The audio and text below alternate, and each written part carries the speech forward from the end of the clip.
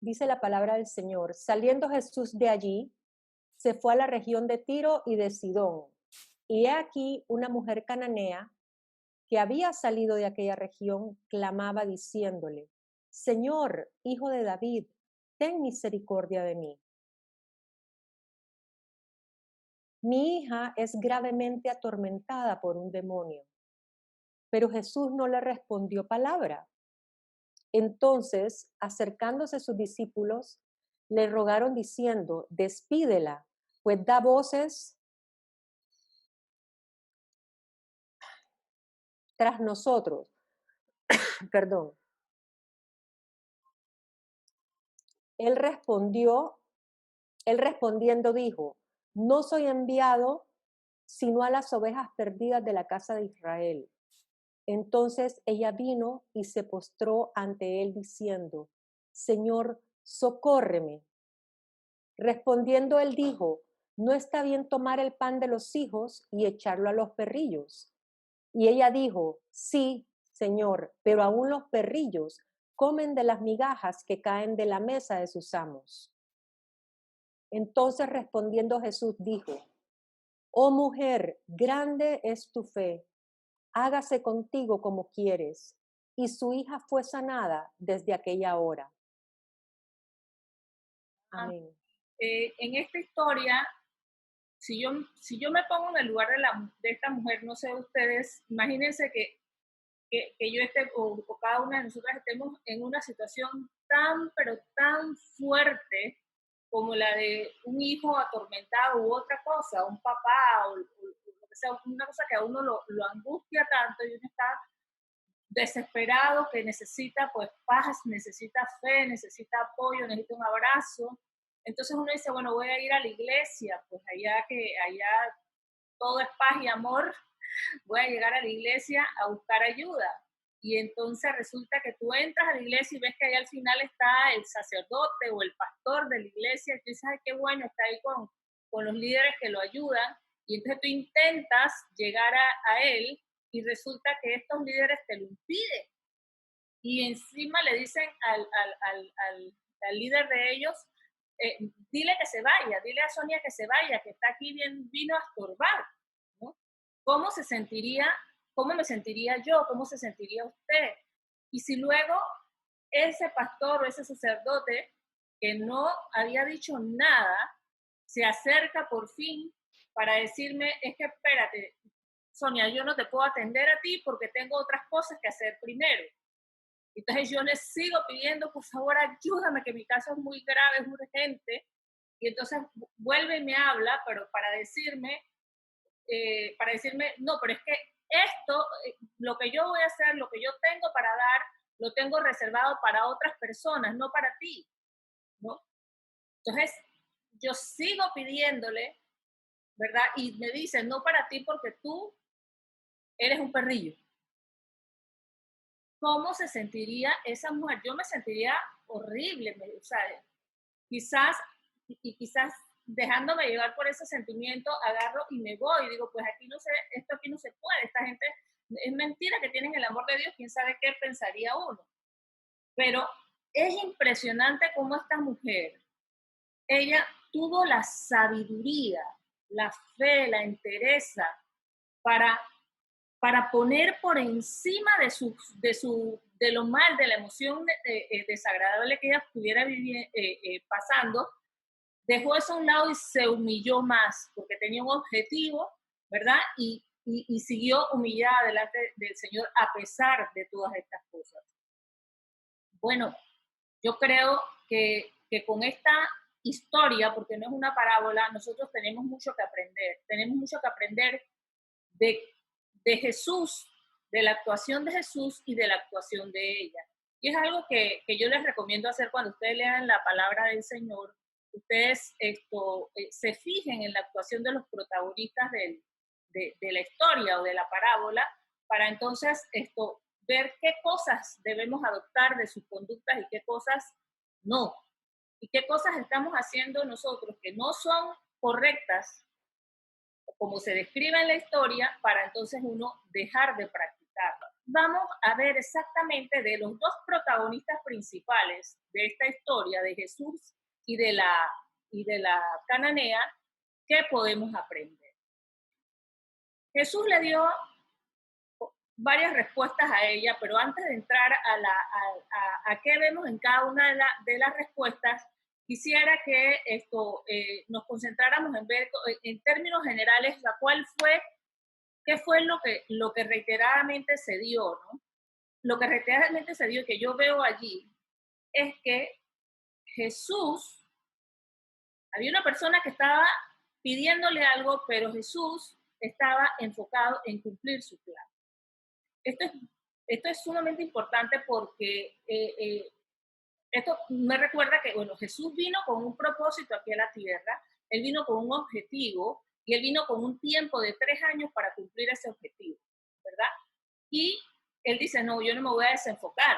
Pueden haber 1000 cosas buenas que hacer, pero si me distraen de este plan, de este propósito que yo tengo, entonces yo no voy a lograr el objetivo por lo menos en 3 años, que es lo que tenía planteado, ¿no? Y nosotras debemos aprender eso de Jesús. Jesús le dijo a ella, fíjense, deja primero que se sacien los hijos. Deja primero, eso significa que no es que ella no iban a ser saciados, sino que él tenía que hacer algo primero. Cuando tú tienes un objetivo, tú estableces un plan, y un plan es una serie de actividades que tú vas a realizar en un tiempo específico, ¿verdad? Y si tú no te concentras en esas actividades, aunque te digan, coge por aquí, coge por allá, mira y que tú sepas que es algo bueno y que pudieras hacerlo, pero no está dentro de ese plan, a menos que sea una urgencia, algo que no está dentro de su plan, no debes desenfocar. Debemos tomar el ejemplo de Jesús, ¿verdad? Que logró en 3 años cumplir ese propósito. Pero en este momento específico, en parte de ese plan de Jesús, dicen los estudiosos que seguramente Jesús estaba con sus discípulos en un retiro, estaba con sus discípulos en una reunión especial para darles instrucciones a ellos para que lo que debían hacer después de que él partiera, porque ya lo que seguía prácticamente era su crucifixión. Y Marcos, lo vemos, nosotros leímos hace un momento Mateo 15, pero en Marcos, que también relata esta historia, dice que él inicia diciendo que Jesús fue con sus discípulos a una casa en la región de Tiro y de Sidón, y que no quería que supieran que estaba allí. Por eso que se piensa que estaba como en una reunión privada con los discípulos, como un retiro o un entrenamiento. Y esto salió de Jerusalén, porque en Jerusalén él era altamente conocido y las multitudes lo seguían en busca de los milagros. Y también en Jerusalén, en Israel, los líderes religiosos también lo buscaban para matarlo. Entonces él se aparta y se va por eso se va a la región de Tiro y de Sidón. ¿Qué otra cosa nosotros podemos aprender de Jesús? De lo que acabamos de leer. Fíjese que en el Mateo 15, versículo 23 dice que Jesús no le respondió palabra a la mujer. Ella le había dicho, Señor, ten misericordia de mí, ¿verdad? Y Jesús no le respondió palabra. Pero no nos confundamos pensando que Jesús no le respondió. Usted sabe que el silencio es una respuesta también. Allí dice, no le respondió palabras. Es decir, le respondió con silencio en ese momento. ¿Será que quería probarla? Quería ver si insistía. Y pudiéramos pensar muchas cosas, obviamente cosas buenas, cosas motivadas por el amor, porque Jesús no va a hacer nada fuera del amor. Pero yo veo 4 cosas en esta respuesta y se las quiero compartir. Yo creo que es lo que yo por lo menos aprendí de esta respuesta sin palabras. En primer lugar, Jesús nos enseña allí que antes de hablar, nosotros deberíamos reflexionar. Nosotros no tenemos que responder inmediatamente a todos los que nos preguntan, a todos los que nos piden, ¿verdad? Es importante a veces, tú sabes, tomarse un tiempo para reflexionar, para emitir una mejor respuesta, para emitir la respuesta apropiada. En segundo lugar, veo aquí que un silencio que nosotros, por ejemplo, necesitemos, porque puede ser que alguien nos está preguntando algo y nosotros que, wow, yo necesito pensar esto es algo importante, necesito pensarlo. Entonces nosotros pudiéramos decirle a esa persona, tú sabes que esto es algo importante, me parece que esto es algo importante y me gustaría darte una respuesta un poquito más pensada. Decirle, sabes que dame tanto tiempo y yo con mucho gusto te contesto. Porque si respondemos emocionalmente, apresuradamente, puede ser que sea emocionalmente, ¿no? Porque recuerden que nosotros, nuestro cerebro funciona en un automático. Y ese automático de nuestro cerebro es por las cosas que ya nosotros hemos guardado ahí en la mente, por nuestros esquemas mentales, nuestra forma de pensar, por nuestros valores, nuestros criterios, por nuestro pensamiento, básicamente, como dice el proverbio, dice, no te apoyes en tu propia prudencia. O sea, puede ser que la respuesta sea un automático de nuestro cerebro por todo eso que está allí y en verdad se requiere una reflexión. Igualmente, así como nosotros pudiéramos pedir tiempo para dar una respuesta, nosotros también debemos conceder tiempo a una persona cuando nosotros le pedimos algo. Lo otro que aprendo aquí es que ese silencio de Dios específicamente, ese sin palabras de Dios, es definitivamente una oportunidad para desarrollar paciencia, porque queremos todo rápido, ¿verdad?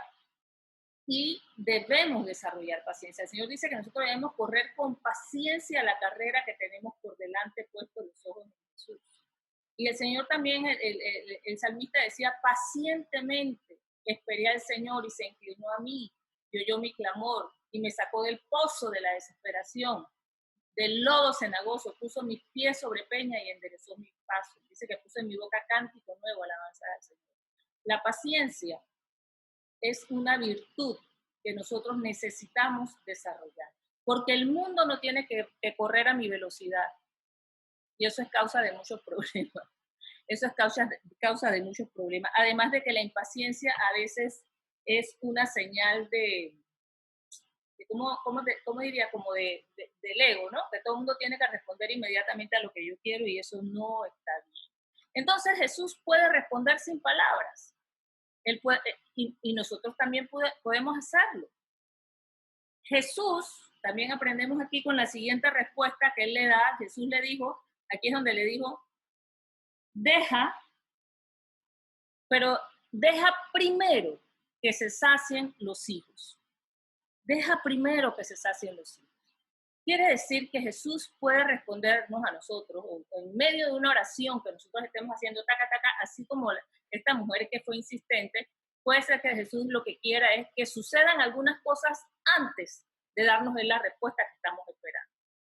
Hay cosas, lo que yo entendí clarito con esto fue, hay cosas que deben suceder primero y luego yo te voy a dar lo que tú quieres. Y esto está apoyado en la palabra de Dios, en otros versículos. Por ejemplo, dice el Señor que busquemos primeramente el reino de Dios y su justicia y todas las demás cosas que Él sabe que nosotros necesitamos o que nosotros le estamos pidiendo vendrán por añadidura. Pero entonces Él quiere una consagración nuestra primero. Eso es algo que debe suceder primero que cualquier otra cosa. Una verdadera consagración al Señor, y nosotros hace unas semanas hablamos justamente de este tema, de la consagración, lo mencionábamos. Otro ejemplo de otra cosa que puede querer el Señor que suceda primero es que nosotros perdonemos. Uno va donde Dios, Señor, perdóname, ay, Señor, perdona porque metí la pata, o porque te ofendí, o lo que sea. Qué rico es cuando a uno lo perdonan, cuando uno falla y lo perdona. No le gusta que a uno lo perdone.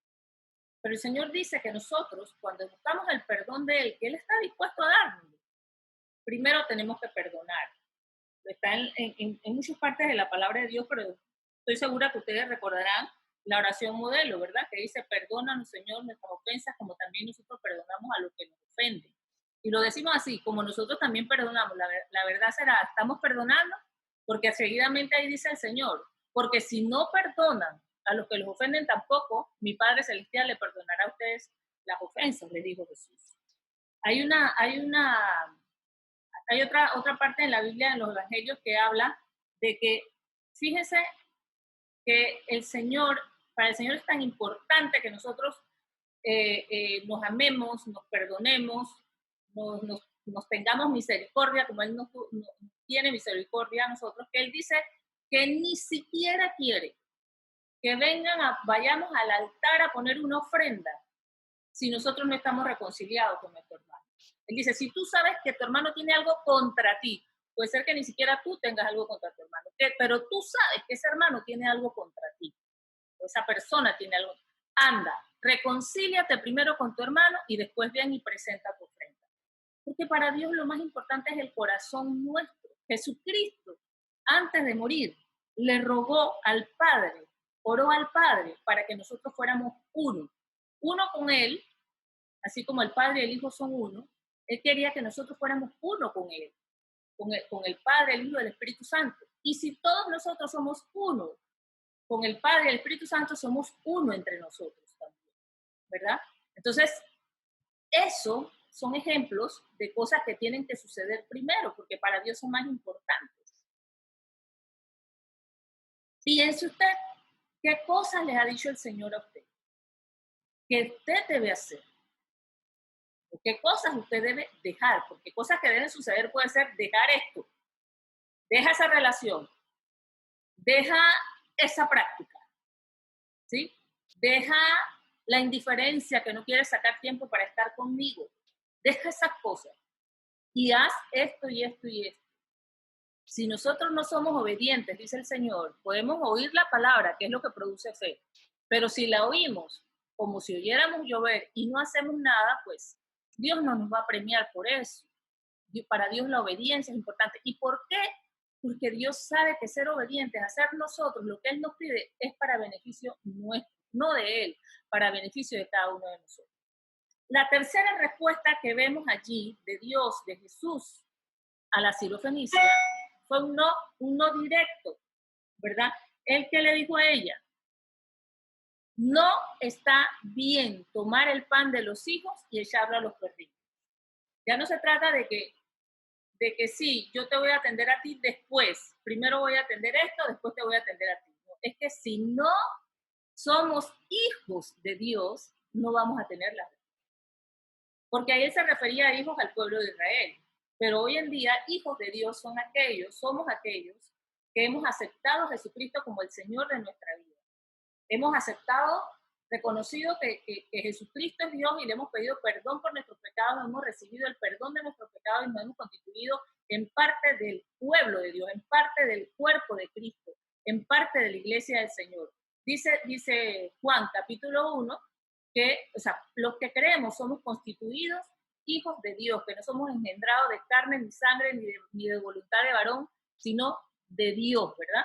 Entonces, para los hijos de Dios, el Señor tiene bendiciones reservadas, que en ese momento tenía bendiciones reservadas para el pueblo de Israel. Punto aquí es que nos constituyamos. El estímulo es, cree en mí. O sea, no es que las puertas están abiertas para que tú te constituyas en hijo de Dios.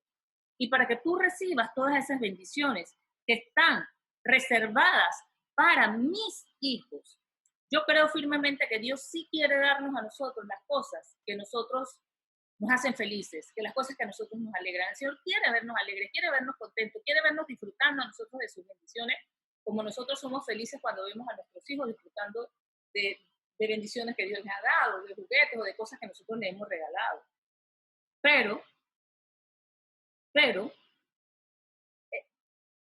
el Señor, todas esas cosas que nosotros estamos pidiendo, todas esas bendiciones especiales, son para los que oyen la palabra, para los que creen la palabra y luego la obedecen. El Señor nos dijo la semana pasada, nos recordó que Jesús decía, ustedes son mis amigos si hacen lo que yo les mando. Si hacen lo que yo les mando. Entonces, Dios no nos va a obligar a nosotros a dejar conductas dañinas. Es nuestra decisión. Pero hay un no que es, tú puedes seguir por tu camino, pero entonces no creas que vas a recibir lo que estás pidiendo. Dios nos responde a nosotros por la oración de fe, pero también aprendimos hace un par de semanas que la fe verdadera se ve con obras, ¿sí? Entonces una persona que tiene fe muestra obediencia a Dios, muestra humildad a Dios. Entonces, esa persona que tiene fe, que cree lo que Dios dijo, esa persona va a recibir las bendiciones que está pidiendo y mucho más, porque Dios nos bendice mucho más abundantemente de lo que nosotros pedimos. La respuesta que todos queremos, ¿verdad? Es que Jesús nos responda: grande es tu fe, hágase contigo como quieres. Esa es la respuesta que nosotros queremos. Que el Señor te diga: oh, de Maris, grande es tu fe, hágase contigo como quieres. Como quieres. Betty, Carmen, grande es tu fe, hágase contigo como quieres. Yo quiero escuchar esa respuesta del Señor. Esta respuesta del Señor, ¿verdad?, es producto justamente de la fe de esa mujer cananea. Una mujer que no pertenecía al pueblo de Dios, pero tuvo una fe ahí. Eso impresionó al Señor. Ella fue capaz de detener al Señor del camino por donde el Señor iba, de captar su atención y de obtener lo que ella necesitaba.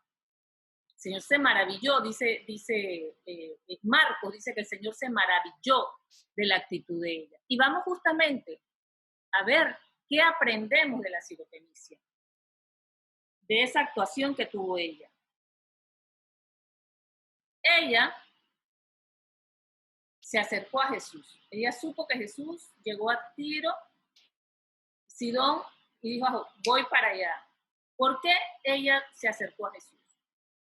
Porque ella sabía ya quién era Jesús. Ya ella había investigado quién era Jesús. Ya ella sabía que el Señor había sanado enfermos, había libertado a endemoniados, que Él había resucitado muertos, que había parado la tempestad, que había multiplicado los panes y los peces, que había producido una pesca inmensa, milagrosa. O sea, ella ya había escuchado que había sanado leprosos. Ella ya había escuchado de los milagros de Jesús y ella dijo, investigó, dijo: este es el Mesías prometido al pueblo de Israel. ¿Y por qué sabemos que ella lo reconoció como el Mesías? Porque ella le dijo: Señor, hijo de David. Y esa era un nombramiento específico para el Mesías que estaba prometido, que en Isaías estaba prometido. Entonces ella se acercó a él, cosa que nosotros debemos hacer. Lo reconoce como Mesías y clamó misericordia. ¿Por qué? Porque ella se acerca a Dios entendiendo que ella no era parte del pueblo de Dios. Ella era parte de un pueblo que era idólatra.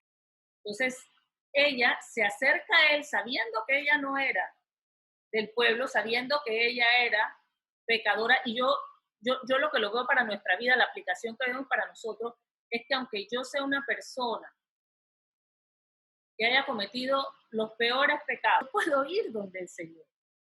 ¿Sí? Si yo voy con mi pecado a entregárselo a Él, consciente de mi pecado, ¿verdad? Nosotros podemos ir donde el Señor sabiendo que Él no nos va a rechazar. Dios no nos va a rechazar, porque un corazón contrito y humillado, Dios no lo va a rechazar. Pero sí, tenemos que ir donde Él reconociendo quién es Él. Él es Dios. Y entregando nuestra vida para decir: bueno, Señor, yo quiero que de aquí en adelante tú seas mi Señor. Yo quiero tener comunión contigo, yo quiero ser tu hija. Yo no solamente quiero el perdón de los pecados, sino quiero tener una relación personal contigo, ¿verdad?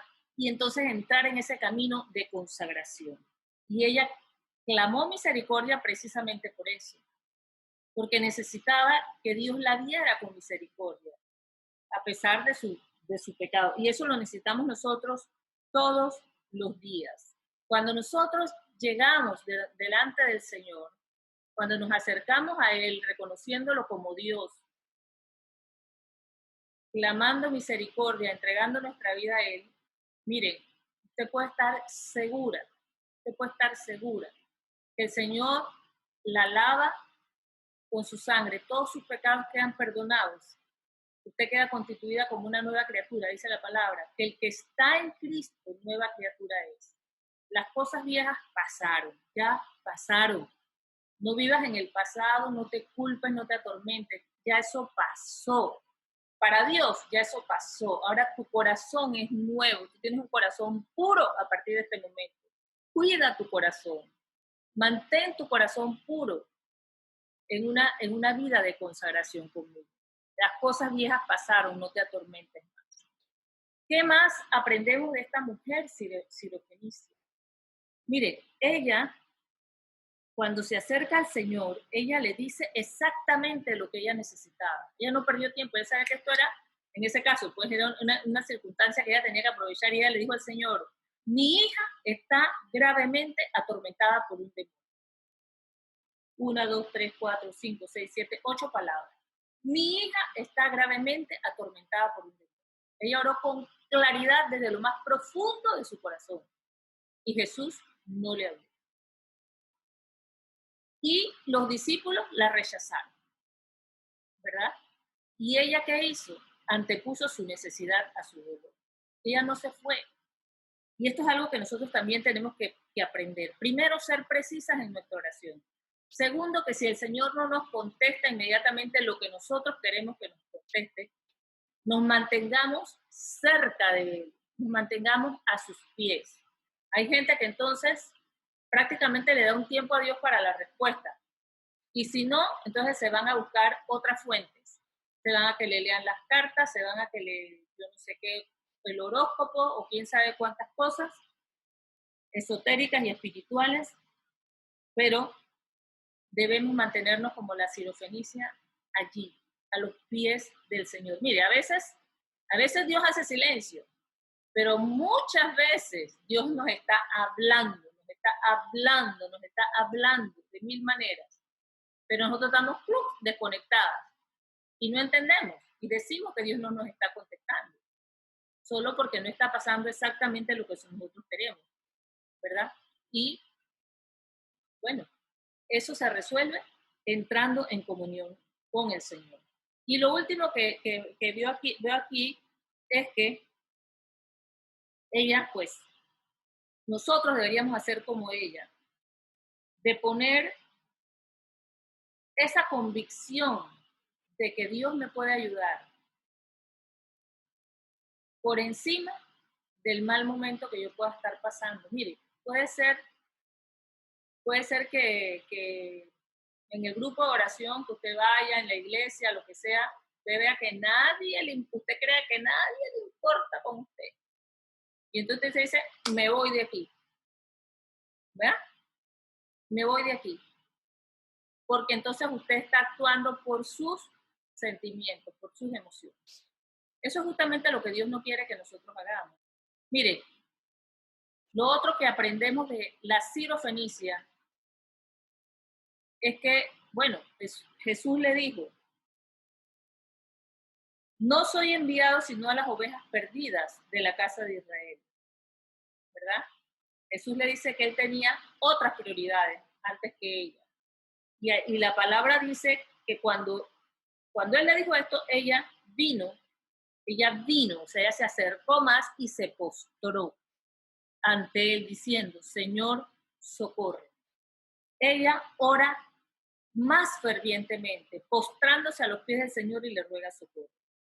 Mire, ella pudo pensar, cuando el Señor le dijo allí, soy enviado a las ovejas perdidas de la casa de Israel, ella pudo pensar, Dios mío, quién sabe cuándo terminen de trabajar con Israel y de aquí a allá mi hija está muerta o habrá padecido muchísimo. Ella pudo haber pensado eso, ¿verdad? Y entonces decir, y quedarse congelada. Pero no, ella volvió a canalizar su energía en su objetivo. Y entonces lo que pensó fue, wow, tengo que insistir, tengo que orar más fuertemente. Si Jesús quiere, Él puede atenderme. Y entonces se arrodilla y le ruega al Señor que la socorra. Fíjense,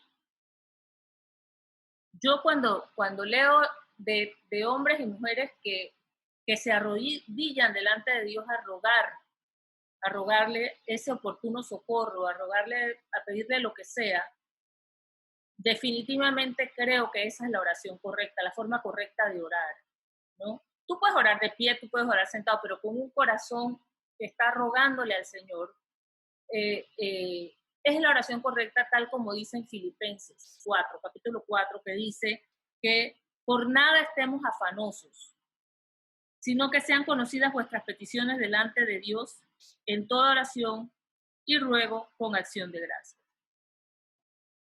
Mire, nosotros podemos, la Biblia nos manda a resistir al diablo, someternos a Dios, resistir al diablo y irá de vosotros.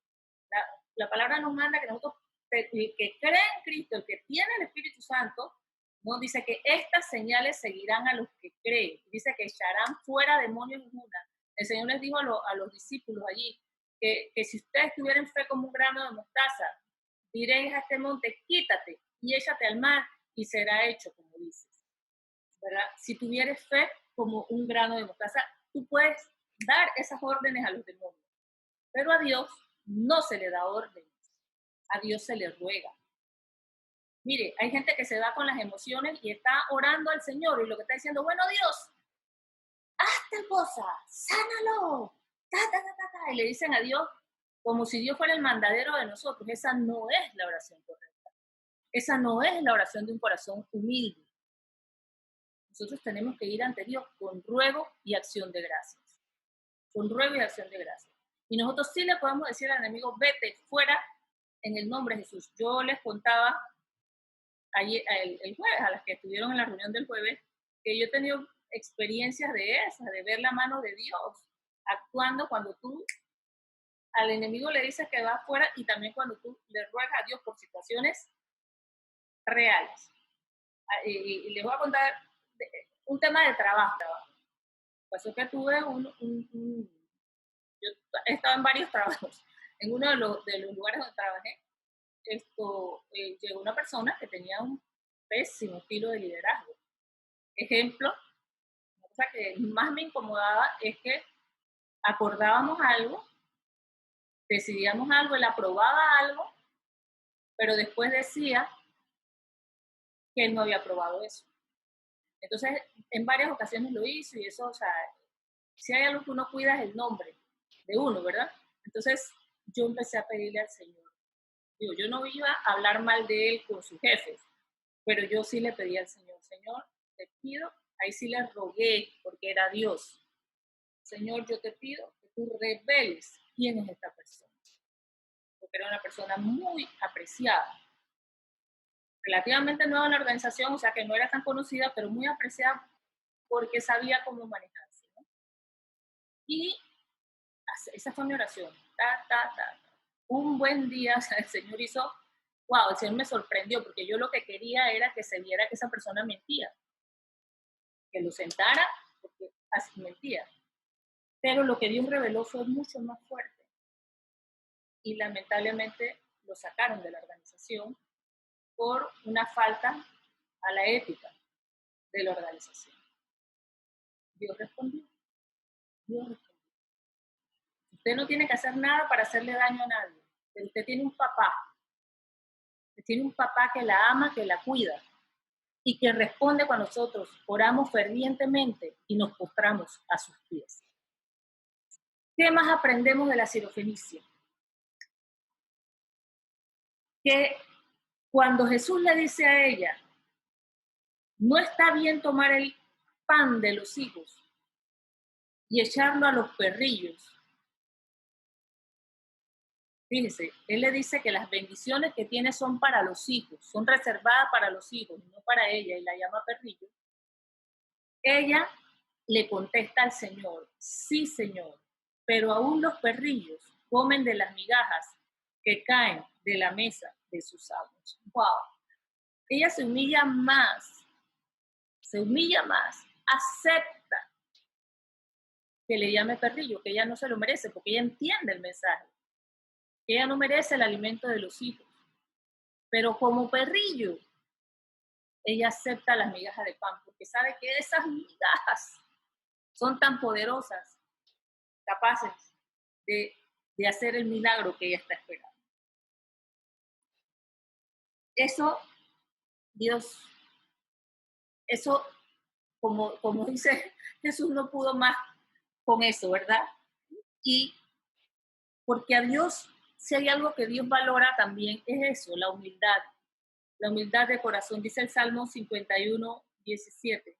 Los sacrificios de Dios son el espíritu quebrantado. Al corazón contrito y humillado no despreciarás tú, oh Dios. Dice el Señor también que el que se humilla será exaltado y el que se exalta será humillado. Entonces, esa actitud de esa mujer, de humillarnos, de nosotros no querer que de todas maneras las cosas salgan, o sea, con el orgullo, salgan como yo quiero, cuando yo quiero. No, tenemos que aprender de la sirofenicia a ser humildes de corazón. Entonces, la fe firme de la sirofenicia, la oración intensa, ella no se cansó de orar, usted siga orando por eso que usted le está pidiendo al Señor. El corazón humillado, fíjense esas tres características: fe, oración, corazón humillado, hace que Jesús se maraville y le dé la bendición de los hijos. Le dé la bendición de los hijos. Él le dice: oh mujer, grande es tu fe, hágase contigo como quieres. Y su hija fue sanada desde aquella hora. Ella tuvo una fe tan firme que cuando Jesús le dice, hágase contigo como quieras, ella creyó esa palabra. Su hija no estaba con ella, su hija estaba en la casa y ella se fue para su casa confiada en la palabra del Señor. Mire, el Señor tiene una y más promesas para cada una de nuestras necesidades. No sé cuál es su necesidad, no sé de qué tipo es su necesidad, pero si usted busca en la palabra del Señor, usted va a encontrar promesa de Dios para bendecirla, para responder esa necesidad que usted tiene. Entonces, nosotros debemos orar a Dios con esas promesas, creyendo esas promesas. Si el Señor dice en el Salmo 23 que Él es mi pastor y nada me faltará, y eventualmente tengo escasez de algo, tengo una necesidad, yo puedo decirle: Señor, tú eres mi pastor y yo creo que nada me faltará. Yo creo que, como tú dices tu palabra, que los leoncillos, dice que necesitan y tienen hambre, pero los que buscan al Señor no tendrán falta de ningún bien. Tú puedes agarrar todas esas promesas. Si hay una enfermedad, saber que la palabra de Dios dice que por sus llagas nosotros hemos sido sanados. Recitar esa promesa, pero con fe en el corazón, en humildad de corazón, rogarle al Señor y darle gracias a Dios, como si ya usted tuviera la respuesta en sus manos. Eso fue lo que hizo ella. Ella se fue inmediatamente conforme a la palabra que Dios le había dado. El Señor le va a recordar una palabra y usted va debe tomarla. Estoy explicando, o sea, Dios es bueno, Dios es demasiado bueno. Y para cerrar, quiero contarles un testimonio personal, familiar, porque cuando leo la actitud de esta mujer de la sirofenicia, se me parece mucho a lo que yo viví. En el año 2009, nosotros tenemos en el año 2009, la hija más pequeña de nosotros, Claudia, tenía 19 años. Ella estaba estudiando en una academia cristiana y debía, al final del año, para recibir su certificado, debía hacer un viaje misionero a cualquier parte del mundo. Y ella escogió ir a Uganda, en África, porque ella tenía una pasión por los niños huérfanos, ¿verdad? Y ella quería trabajar con los niños huérfanos. Yo no quería que ella fuera a Uganda, por miedo a los animales, a las culebras, a las serpientes, básicamente. Y bueno, oré por eso. Señor, que sea tu voluntad, que si no es tu voluntad, que ella no pueda ir. Y cuando se fue a matricular, no había cupo. Así que yo me puse feliz, dije, bueno, no va, feliz. Pero mi esposo, que es como la sirofenicia, él dijo, no, usted vaya otra vez y dígale que usted quiere ir allá, que usted quiere servir al Señor allá, que él la aconsejó. La cosa que ella fue, yo estaba orando: Señor, Dios mío, si esa no es tu voluntad, ciérrale la puerta. ¿Y qué pasó? Le dieron el cupo. Se iba para Uganda, yo tuve que aceptar que eso era la voluntad de Dios. Entonces se fue con todas sus vacunas, sus mosquiteros, a ellos les decían que llevaran ropa fresca, chancletas, eso, pues yo le dije que se compraran unas botas y que fuera con botas por el miedo a los animales, a las culebras, a los reptiles. Ella fue equipada, regresó a la academia y se empezó a sentir mal, pero no daban con lo que ella tenía, porque ella lo que tenía era malaria. Y malaria es una enfermedad del trópico, o sea que en Estados Unidos no te van a llegar a hacer enseguida un examen de malaria. De examinar. Otra cosa, la cosa que pasaron como 3 semanas, casi un mes, cuando identificaron, ella dijo, no, si yo estuve en tal lugar, así, así, le hicieron la prueba de malaria y le salió que tenía malaria, la malaria falciforme. Hay varios tipos de malaria, como 7 tipos de malaria. Las otras 6 malarias son el mosquito te pica y entonces tú, en teoría, o sea, te sanas, pero realmente queda el parásito alojado en el hígado y vuelve y se te manifiesta, pero no mata, no te mata, no necesariamente te mata, a menos que la persona tenga otra condición, quién sabe, pero esa no te mata. Sin embargo, la malaria que le dio a ella sí es una malaria con un alto porcentaje de letalidad. Esa malaria te ataca los pulmones, te ataca el corazón, te ataca el estómago y te mata, te puede matar. Yo, pues cuando ella me dijo que tenía esa, busqué en internet y casi me muero cuando escuché, cuando leí. Y yo lloré, yo grité, y dije que yo quería estar inmediatamente con mi hija. Pero bueno, al día siguiente fui a mi trabajo a decirle a mi jefe lo que estaba pasando y que yo necesitaba irme a estar conmigo.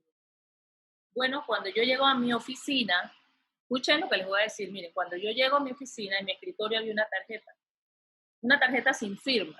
Y esa tarjeta decía básicamente que Dios tenía cuidado de todas las cosas en mi vida, ¿verdad? Y que todo iba a estar bien.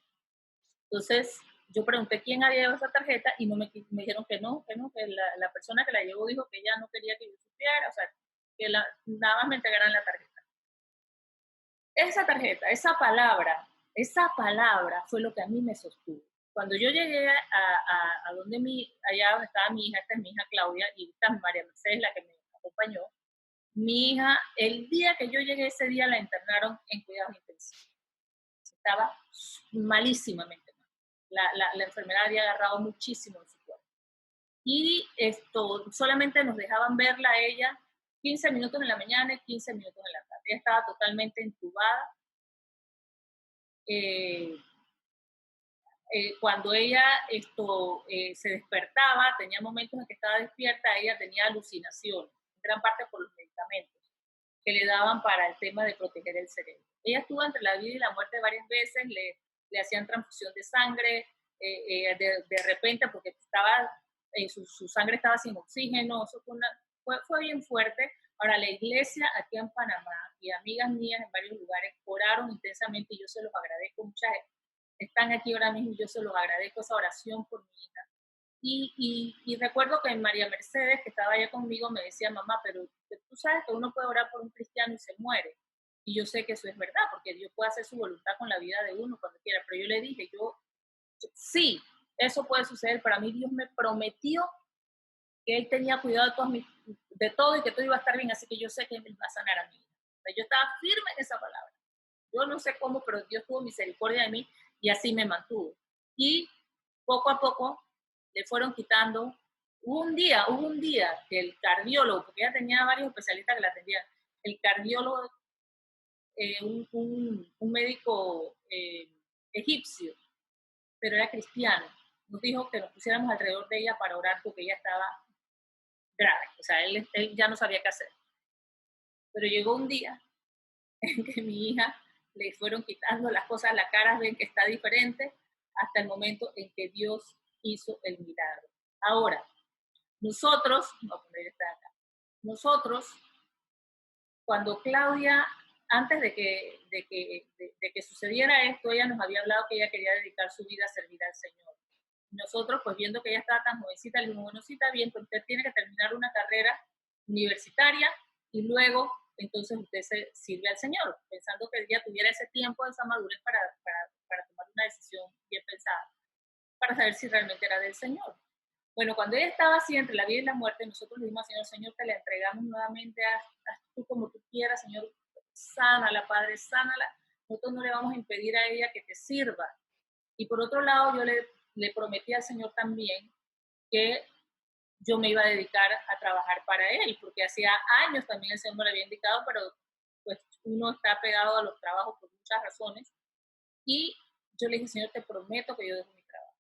Y el Señor la sanó. El Señor la sanó y eso fue en el 2009. Nosotros tuvimos que hacer un plan para amortizar las deudas que yo pagaba, que pagaba con mi salario, de tal forma que en 5 años yo saliera de mi trabajo. Yo necesitaba 5 años para poder salir y así lo hice. Yo me salí 2 años antes de jubilarme y a mí no me ha faltado nada. A mí no me ha faltado nada por obedecer lo que el Señor me dijo. O sea, ese milagro, mi hija, entonces después de eso, ella estudió comunicaciones en la universidad y luego estudió una maestría de teología para servir al Señor. Entonces, fue una decisión, fue un clamor a Dios, que Dios contestó y no solo sanó a mi hija, miren, muchachas, no solo sanó a mi hija. La cuenta esa de ese hospital eran más de $100,000, yo no recuerdo si eran $120,000, una cosa espantosa que nosotros decimos, no va a tener que vender la casa, quién sabe qué. Y el seguro no cubría todo eso. Pero el Señor hizo también ese milagro. Y la compañía de seguros, no saben por qué, pero hizo una excepción. Hizo una excepción y pagó casi todo. Nosotros nos quedaron $2,500 por pagar. Imagínense, imagínense. Y yo después supe quién puso esa tarjeta en mi escritorio y por qué lo hizo. Fue una anciana de la iglesia de la cual también estoy agradecida y le pido a Dios que la bendiga. Que dice, después yo supe, cuando dimos el testimonio en la iglesia, entonces ella se acercó y me dijo que ella tenía varios días de estar orando por mí porque el Señor no le quitaba mi nombre de su cabeza. Y ella oraba y oraba, pero ella no sabía por qué razón ella estaba orando. Entonces no sabía cómo abordarme tampoco. Y lo que se le ocurrió fue comprar esta tarjetita y llevármela a mi trabajo. O sea, qué linda. Y esa tarjeta, esa palabra en esa tarjeta fue lo que me sirvió. Y yo también aquí quiero aprovechar para decirles a ustedes, o sea, eso es algo que nosotros también debemos hacer. A veces estamos tan metidos en nuestras cosas y hay gente a nuestro alrededor sufriendo y no sabemos, las vemos bien y no sabemos creemos que la persona está bien, pero puede ser que esté muy necesitada. Y puede ser que entonces Dios la inquieta a usted por algo. Usted acérquese a esa persona, ore con ella, o mándele mensajitos, por ahora tenemos el WhatsApp. O sea, déjese guiar por el Señor para ser un instrumento de bendición para Dios. Yo no sé qué será lo que usted le está pidiendo al Señor, pero usted puede acercarse confiadamente al trono de la gracia para alcanzar misericordia y hallar gracia para el oportuno socorro. Dios tiene la respuesta que usted está necesitando y Dios quiere darle la respuesta a lo que usted está necesitando. Pero también yo no sé qué será lo que Dios lleva tiempo de estarle diciendo a usted que usted haga o que usted deje de hacer y que todavía usted lo tiene pendiente. Sepa que si Dios tiene tiempo pidiéndole eso, es que eso tiene que hacerlo usted primero, para que entonces Dios suelte esa bendición que Él tiene para usted ya y que usted está esperando. Tenemos que despojarnos de no sé, yo no puedo pensar que alguno de ustedes está así, pero lo digo porque pues es algo que uno tiene que hacer, uno tiene que despojarse del orgullo, despojarse del miedo, del temor de soltar algo y que le vaya a pasar. No le va a pasar nada malo, va a ser bueno. Yo solté mi trabajo y a mí no me ha faltado nada, no me ha faltado nada, el Señor nos ha sostenido, el Señor nos ha sustentado. Y eso es lo que uno tiene que atreverse, que si Dios te está guiando a ti, te está pidiendo que sueltes algo o que hagas algo, es para bien de nosotros y no nos va a pasar nada malo. Ahí es donde está la confianza en Dios. la confianza y la fe que Dios quiere ver en cada uno de nosotros. Cuando usted se atreve a hacer lo que Dios le está pidiendo, usted va, yo creo que es lo único que hace que Dios se maraville, como dice Marcos en el Evangelio, que la fe de nosotros maravilla a Dios. Dios no se maravilla de que hagamos esto, aquello, eh, ni siquiera cosas religiosas. Dios se maravilla de que nosotros creamos en Él. Y yo creo que este mensaje final no se le debe olvidar. Usted siga orando por lo que usted quiere. Siga orando insistentemente. Confíe en Dios. En humildad espere pacientemente a Dios, la respuesta de Dios, ¿verdad? Y obedezca y haga lo que Dios le está pidiendo. Haga lo que Dios le está pidiendo y usted va a ver la gloria de Dios. Deseo que el Señor les bendiga. Espero que esta palabra haya tocado su mente, su espíritu, que usted pueda seguir meditando en ella. Si usted quiere que le mandemos esta información, deje su correo electrónico y Sandra se la va a enviar. Sandra se la va a enviar en la semana. Vamos a orar. Vamos a orar, pero antes de orar, vamos a adorar a Dios, a preparar nuestro corazón adorando al Señor para entrar en oración que nos va a guiar Vivian, y finalmente para las peticiones que ustedes hayan anotado en el chat. Entonces voy a pasarte, Vivian,